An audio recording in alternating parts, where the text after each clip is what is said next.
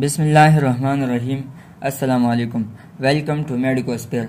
आज की इस वीडियो लेक्चर में हम anatomy of the shoulder girdle को एक्सप्लेन करेंगे कि हमारे पास शोल्डर गर्डल में कौन से बोन्स आते हैं और उनकी क्या एनाटॉमी है, तो इसको हम डिस्कस करेंगे। तो सबसे पहले जानते हैं कि शोल्डर गर्डल हमारे पास क्या है। तो शोल्डर गर्डल में हमारे पास टू बोन्स आते हैं। इनमें हमारे पास एक क्लेविकल और दूसरा हमारे पास स्केप्यूला आता है। तो क्लेविकल और स्केप्यूला की एनाटॉमी को 3D एनिमेशन के जरिए डिस्कस करेंगे, क्योंकि आज की जो वीडियो लेक्चर है तो ये हमारे पास 3D एनिमेशन के बेस पर है, जो कि मैं आपको 3D एनिमेशन से जो बोन्स है तो इनके एनाटॉमी को एक्सप्लेन करूंगा।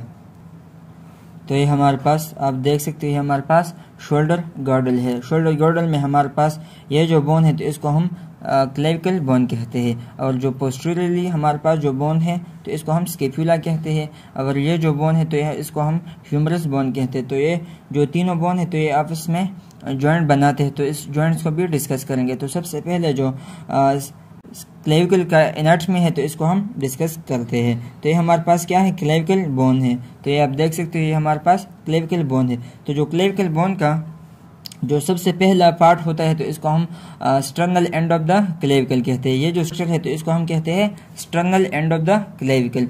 जो sternal end of the clavicle है तो ये हमारे पास जॉइंट बनाता है स्टर्नम के साथ। स्टर्नम का जो मेनुब्रियम पार्ट है और जो क्लेविकल का स्टर्नल एंड पार्ट है तो ये हमारे पास आपस में जॉइंट बनाते हैं, जिसको हम स्टर्नो-क्लेविकुलर जॉइंट कह सकते हैं।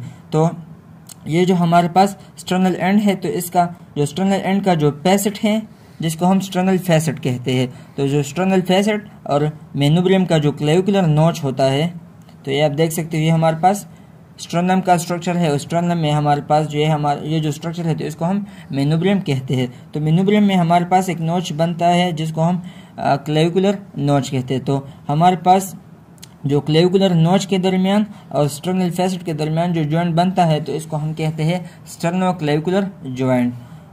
इसके बाद हमारे पास जो क्लेविकल बोन की एनाटॉमी में हमारे पास जो स्टर्नल एंड से शुरू होकर जो एक्रोमियल एंड तक जितना भी स्ट्रक्चर है तो इसको हम कहते हैं शाफ्ट ऑफ द क्लेविकल। तो ये आप देख सकते हो, ये हमारे पास क्या है, ये हमारे पास है शाफ्ट ऑफ द क्लेविकल, जिसको हम बॉडी ऑफ द क्लेविकल भी कह सकते हैं।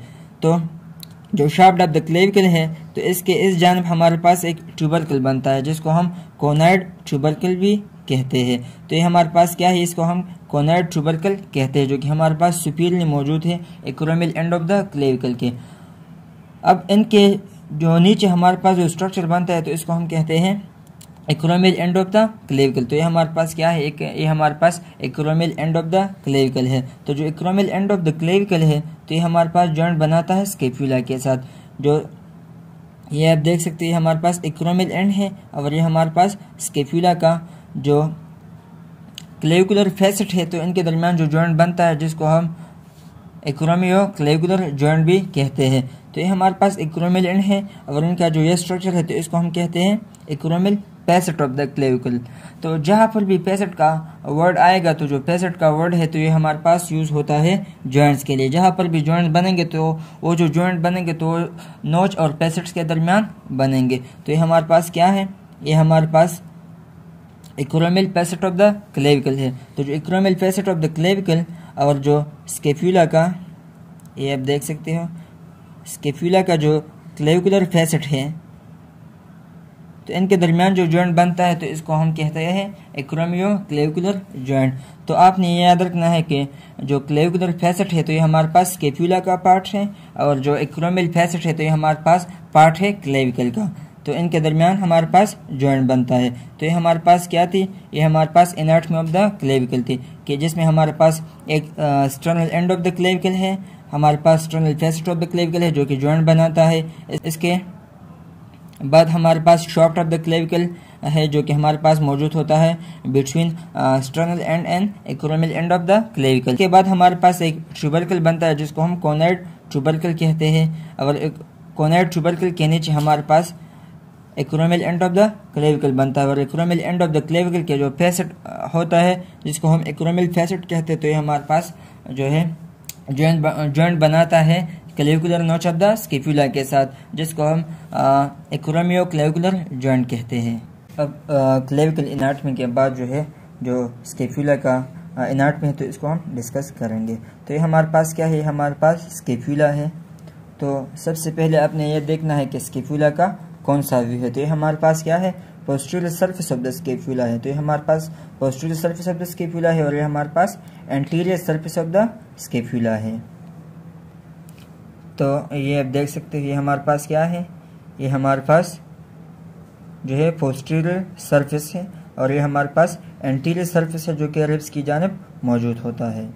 तो ये हमारे पास स्कैपुला का पोस्टीरियर सरफेस है। अब पोस्टीरियर सरफेस में हमारे पास जो है इसमें एंगल्स और बॉर्डर्स बनते हैं।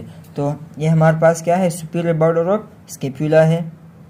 इसके बाद ये हमारे पास मिडिल बॉर्डर ऑफ स्कैपुला है और ये हमारे पास लेटरल बॉर्डर ऑफ स्कैपुला है।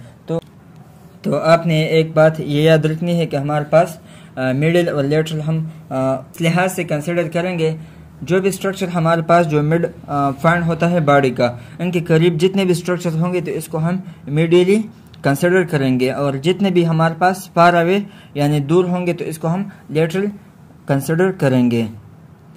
तो ये हमारे पास क्या है, जो mid part of the body है तो इसके करीब है तो इसको हम मिडिल बॉर्डर कहेंगे और ये हमारे पास क्या है, दूर है तो इसको हम लेटरल बॉर्डर ऑफ स्कैपुला कहेंगे। तो ये आप देख सकते हो।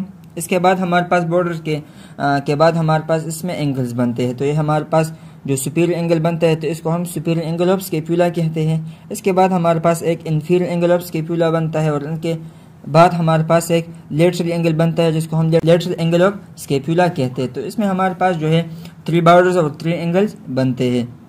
इसके बाद हमारे पास जो है ये जो स्ट्रक्चर्स आप देख सकते हो ये स्ट्रक्चर, तो इसको हम स्पाइन ऑफ स्कैपुला कहते हैं। ये जो स्ट्रक्चर है तो इसको हम स्पाइन ऑफ स्कैपुला कहते हैं। तो स्पाइन ऑफ स्कैपुला के सुपीरियरली, जो स्पाइन ऑफ स्कैपुला है तो इसकी सुपीरियर हमारे पास फोसा है और इसके इंफीरियर भी हमारे पास एक फोसा बनता है।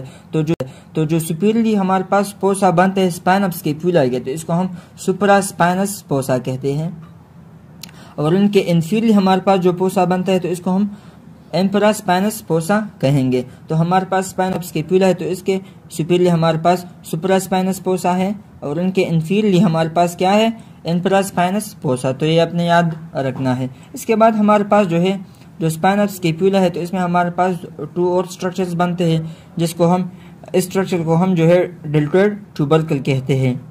और डेल्टोइड ट्यूबरकल हमारे पास क्या है, जो डेल्टोइड मसल होता है तो इसके लिए एज ए कनेक्शन जो है काम करता है। इसके बाद हमारे पास जो है स्पाइन ऑफ स्कैपुला के सुपीरियर हमारे पास एक्रोमियन फ्रोसिस बनता है जिसको हम एक्रोमियन कहते हैं। और ये मैंने आपको क्लेविकल में भी बताया कि जो एक्रोमियन का जो क्लेविकुलर फेसेट होता है तो ये हमारे पास जॉइंट बनाता है acromial facet of the clavicle के साथ, जिसको हम एक्रोमियो क्लेविकुलर जॉइंट भी कहते हैं। तो ये हमारे पास क्या है, ये हमारे पास एक्रोमियन फ्रोसिस है और एक्रोमियन फ्रोसिस के इस यहाँ पर हमारे पास क्या होता है, एक क्लेविकुलर फेसेट होता है जो कि हमारे पास जॉइंट बनाता है।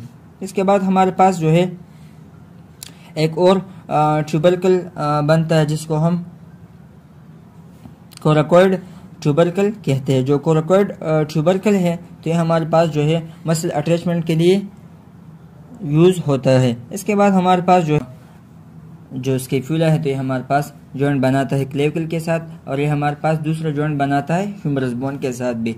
तो हमारे पास जो स्कैपुला का जो जॉइंट पार्ट है जो कि ह्यूमरस के साथ जॉइंट बनाता है तो इसको हम ग्लिनोइड कैविटी कहते हैं। जो ग्लिनोइड कैविटी है तो ये हमारे पास जॉइंट बनाता है हेड ऑफ ह्यूमरस के साथ, जिसको हम शोल्डर जॉइंट या बाल एंड सॉकेट जॉइंट भी कहते हैं और नेम के लिहाज से हम इसको ग्लिनो ह्यूमरल जॉइंट भी कहते हैं। तो ये आप देख सकते हो, ये हमारे पास क्या है, ग्लिनोइड कैविटी है और ये हमारे पास क्या है, हेड ऑफ ह्यूमरस है। तो हेड ऑफ ह्यूमरस के दरमियान और ग्लिनोइड कैविटी के दरमियान ये जो जॉइंट बनता है तो इसको हम ग्लिनो ह्यूमरल जॉइंट कहते हैं और इसको हम दूसरा नाम शोल्डर जॉइंट या बाल एंड सॉकेट जॉइंट भी कहते हैं।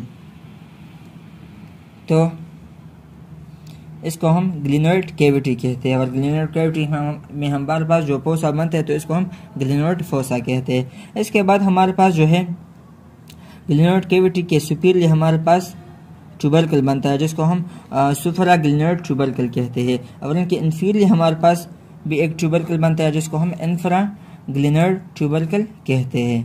इसके बाद जो है ग्लिनोइड कैविटी के अलावा हमारे पास एक और स्ट्रक्चर बनता है जिसको हम नेक ऑफ स्कैपुला कहते हैं। तो नेक ऑफ स्कैपुला भी हमारे पास जो है मौजूद होता है। नेक ऑफ स्कैपुला के अलावा हमारे पास एक नोच बनता है, ये आप देख सकते हो, ये हमारे पास क्या है, सुप्रा स्कैपुलर नोच है। तो ये भी हमारे पास एनाटॉमी ऑफ द स्कैपुला में आता है। इसके अलावा हमारे पास ये हमारे पास जो था posterior surface of the scapula था, और ये हमारे पास anterior surface of the scapula है। तो ये आप देख सकते हो, ये हमारे पास एंटीरियर सरफेस ऑफ स्कैपुला है। तो इसमें भी हमारे पास एक फोसा बनता है जिसको हम कहते हैं सब स्कैपुलर फोसा। तो इसमें हमारे पास सब स्कैपुलर फोसा बनते हैं। तो हमारे पास जो पोस्टीरियर सरफेस है तो इस पे हमारे पास 2 फोसा बनते हैं, और जो एंटीरियर सरफेस है तो इसमें हमारे पास 1 फोसा बनता है। तो ये थी हमारे पास स्कैपुला की एनाटॉमी। तो इसको जो है समरी के तौर पर मैं आपको बताऊं कि हमारे पास शोल्डर गर्डल में 2 बोन आते हैं, एक हमारे पास क्लेविकल और दूसरा हमारे पास स्कैपुला आता है। तो जो क्लेविकल और स्कैपुला हमारे पास जो जॉइंट बनाता है तो इसको हम एक्रोमियो क्लेविकुलर जॉइंट कहते हैं। तो ये हमारे पास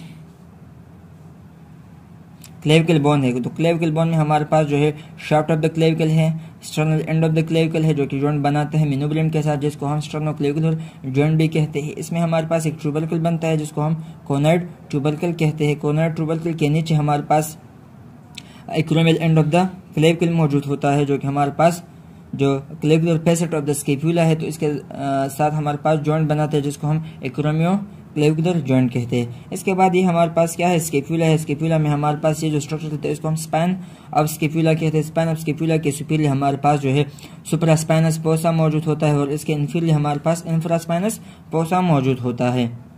जो स्पाइन ऑफ स्कैपुला है तो इसमें हमारे पास एक ट्यूबरकल बनता है जिसको हम डेल्टोइड ट्यूबरकल कहते हैं, और डेल्टोइड ट्यूबरकल हमारे पास अटैचमेंट साइड है डेल्टोइड मसल के लिए। इसके बाद हमारे पास जो है जो एक्रोमियन फ्लोसिस है या एक्रोमियन है तो इसका जो क्लेविकुलर फेसेट होता है तो ये हमारे पास जॉइंट बनाता है क्लेविकल के साथ। इसमें हमारे पास जो है बॉर्डर्स और एंगल बनते हैं। तो इसमें हमारे पास ये जो है सुपीरियर बॉर्डर है, ये हमारे पास जो है मिडिल बॉर्डर है, और ये हमारे पास लेटरल बॉर्डर है। इसके अलावा हमारे पास एंगल बनते हैं। तो ये हमारे पास जो है सुपीरियर एंगल है, ये हमारे पास सुपीरियर एंगल है, ये हमारे पास, और ये जो है ये हमारे पास इंफीरियर और ये लेटरल एंगल हमारे पास मौजूद है स्कैपुला में।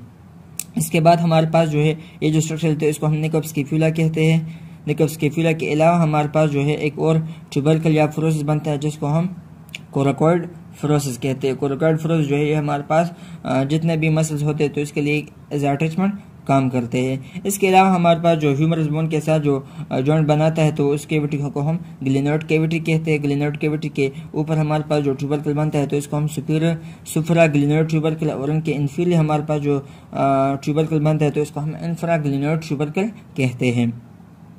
तो जो ग्लिनोइड कैविटी जो कि ह्यूमरस बोन के साथ जॉइंट बनाते हैं तो इसको हम ग्लिनोह्यूमरल जॉइंट भी कह सकते हैं, और इसको हम बॉल एंड सॉकेट या शोल्डर जॉइंट कहते हैं। तो ये हमारे पास जो है शोल्डर गर्डल की एनाटॉमी जिसमें हमने क्लेविकल और स्कैपुला को डिस्कस किया। इंशाल्लाह अगले वीडियोस में हम जो है ह्यूमरस बोन की एनाटॉमी को डिस्कस करेंगे। ह्यूमरस और रेडिस अल्ना जो है इसको भी हम डिस्कस करेंगे। अपर लिम्ब में जितने भी बोन्स आते हैं तो इसके जो स्ट्रक्चर्स और इसके जो एनाटॉमी है तो इसको हम अगले वीडियोस में एक्सप्लेन करेंगे। तो उम्मीद है आपको ये वीडियो अच्छी लगी हो तो वीडियो को लाइक करें, अच्छे से कमेंट्स करें ताकि मैं और भी वीडियोस आपके लिए बना सकूँ। दोस्तों के साथ भी शेयर करें ताकि उनके लिए भी यह टॉपिक समझने में आसानी हो। And thank you so much.